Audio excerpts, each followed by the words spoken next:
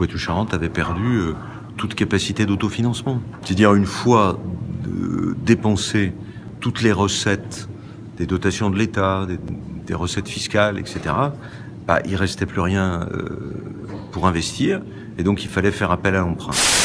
Depuis 2009, il n'y a pas eu d'augmentation de la fiscalité dans les Alpes-Maritimes et il n'y en aura pas, même si cet engagement est difficile parce que nous avons plus de dépenses qui nous sont imposées par l'État, nous avons moins de recettes qui nous sont versées par l'État et donc nous avons l'exigence de toujours mieux gérer l'argent public, de faire des économies pour respecter cette parole donnée. Un budget où on n'augmente pas les impôts. C'est la première fois dans l'histoire de la région. C'est un budget dans lequel on n'augmente pas les dépenses et où on fait des vraies économies. C'est jamais arrivé en 10 ans avec la gestion de la gauche. Et puis c'est un budget dans lequel on fait de l'investissement. Nous sommes très attractifs, nous allons accueillir probablement 300 000 Bordelais jusqu'en 2030. Eh bien, nous devons créer de l'emploi et c'est 100 000 emplois que nous souhaitons créer d'ici 2030. Qu'on attend cette LGV Bordeaux-Toulouse et Bordeaux-Dax-Hendaye et ça fait des années qu'on n'a toujours pas de financement. Ça nous dit, oui, le TGV arrivera en gare de Toulouse en 2024. Oui, nous allons prendre la fameuse déclaration d'utilité publique, qui est un document administratif indispensable, en juin 2016. Mais le plan de financement, lui, n'est pas actualisé. Le maire de Toulouse explique qu'il va faire tous les aménagements de Toulouse pour recevoir la LGV, que tout le monde est d'accord pour la LGV, qu'on attaque la DUP, et que personne ne sait comment ça va se financer. Je me dis, il y a un problème.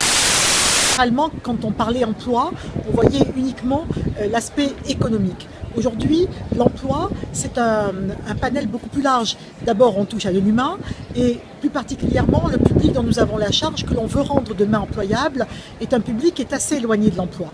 Et donc, il faut forcément que les entreprises s'inscrivent dans cette responsabilité sociale, sociétale et économique. On observe vraiment que ceux qui ne trouvent pas dans la durée et ceux qui restent, qui sont chômeurs de longue durée, comme on dit, sont des personnes qui n'ont pas soit la formation initiale, soit la qualification, soit une formation qui est nécessaire pour répondre aux besoins des entreprises. Et donc c'est à cela que l'on doit proposer une formation, un parcours de formation, c'est-à-dire des étapes successives qui vont lui permettre de se mettre à niveau de formation requise et recherchée par les entreprises. Ça fait 30 ans qu'on parle de simplification du code du travail quand même en France. Donc il ne faut pas nous faire des effets de surprise. On est plein de contraintes, plein de complexités et plein de cotisations. Donc là il faut dire, on veut créer de l'emploi, simplifions, simplifions, simplifions. Et ne taxons pas les CDD qui est la pire des conneries. L'entreprise aujourd'hui, à tort, est souvent décriée, mal connue dans le grand public, car assimilée à une entreprise entre guillemets du CAC 40, sachant qu'une entreprise du CAC 40 n'est surtout pas un gros mot, mais l'entreprise serait, au dire de certains, dénuée de sentiments, dénuée de valeurs. Ce n'est absolument pas le cas. Pellirin, à période régulière, reviennent sur le sujet des halles des sacs en disant « c'est une verrue dans la ville, il faut vraiment la détruire ». Nous sommes en face de la tour de la Mamotte qui date de 1204 et c'est dommage d'avoir cet amas de béton qui sert finalement qu'à un parking. Ça défigure la ville. C'est d'abord le bassin industriel du Languedoc-Roussillon, qui était le premier bassin industriel du Languedoc-Roussillon, devient le second. Bon, c'est toujours un bon classement, et devient le premier national au point de vue de l'attractivité des entreprises. Ce qui veut dire qu'on peut être fier avec le président de la Chambre de commerce d'avoir créé ce système alésien qui permet aux entreprises de s'installer plus facilement chez nous qu'ailleurs. Je crois qu'il faut fabriquer des bâtiments qui sont des clés de redistribution des richesses. Et c'est pour cela que la filière du béton est une filière territorialisée. On ne délocalise pas le béton, il est toujours produit de manière régionale.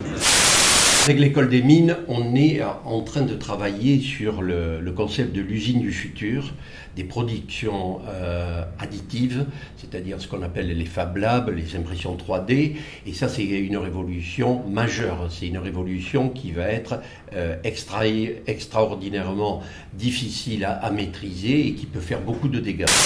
Aujourd'hui, il y a un réel momentum de ce qu'on appelle la robotique chirurgicale qui commence à être de plus en plus reconnu comme étant un outil absolument indispensable dans l'évolution de la chirurgie, tout simplement parce que les robots sont en fait des outils intelligents qui vont assister les chirurgiens dans ce qu'on appelle la chirurgie moins invasive, c'est-à-dire notamment au travers d'incisions plus petites. Tout ce qui génère de l'économie sur les territoires, la Chambre de commerce doit être à côté, ou doit essayer d'apporter son aide pour que ceci facilite sur le territoire une opération qui est de l'économie et donc de la dynamique sur le territoire. Quand on voit que le KIT, ces sports d'eau, représentent plus de 50 millions d'euros de chiffre d'affaires sur le territoire, le président de la Chambre de commerce que je suis ne peut qu'être satisfait et motivé et être facilitateur de cette opération.